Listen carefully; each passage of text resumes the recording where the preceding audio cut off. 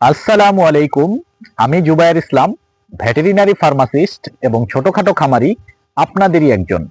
আজকের ভিডিওটিতে আমি আলোচনা করব ষাঁড় গরু কিংবা হাড্ডিসার গরু দ্রুত মোটাতাজাকরণের জন্য তাদের খাদ্যে কোন কোন উপাদান কিংবা নিউট্রিশন কত পার্সেন্ট হারে থাকা প্রয়োজন, এবং খুব সংক্ষেপে আপনাদেরকে জানাবো কোন উপাদানটি গরু মোটাতাজাকরণে কিভাবে সহায়তা করে থাকে।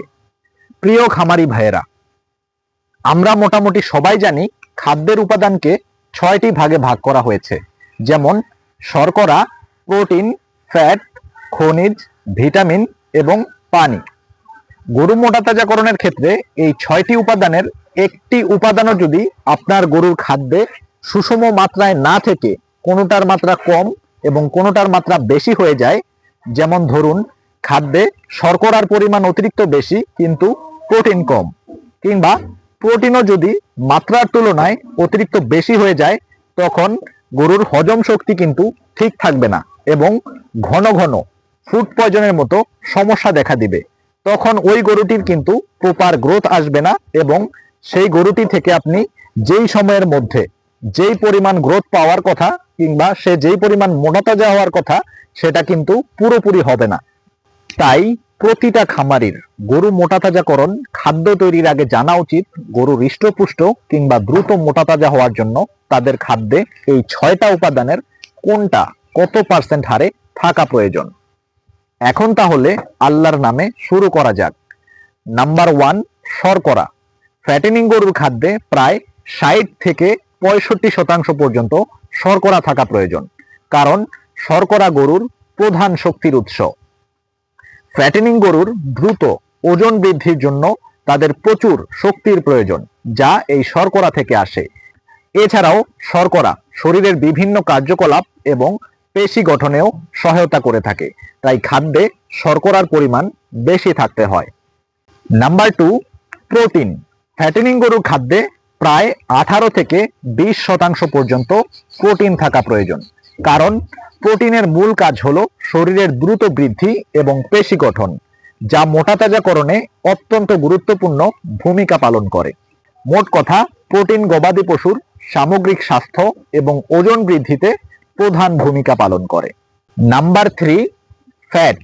দ্রুত মোটাতাজা হওয়ার জন্য গরুর খাদ্যে 3 থেকে 5% পর্যন্ত ফ্যাট থাকা প্রয়োজন, কারণ এটি উচ্চ ক্যালোরির উৎস, যা দ্রুত মোটাতাজাকরণে সাহায্য করে এবং ফ্যাট বেশ কিছু গুরুত্বপূর্ণ ভিটামিন শোষণেও সহায়তা করে। নাম্বার 4, খনিজ। ফ্যাটেনিং গরুর খাদ্যে 1 থেকে 3% পর্যন্ত খনিজ থাকা প্রয়োজন, কারণ এটি গরুর হাড় ও দাঁত শক্তিশালী করতে, পেশির সঠিক কার্যকারিতা বজায় রাখতে, হরমোন উৎপাদন এবং রোগ প্রতিরোধ ক্ষমতা বৃদ্ধিতে প্রধান ভূমিকা পালন করে, যা গরুর সামগ্রিক স্বাস্থ্য এবং ওজন বৃদ্ধিতে সহায়তা করে।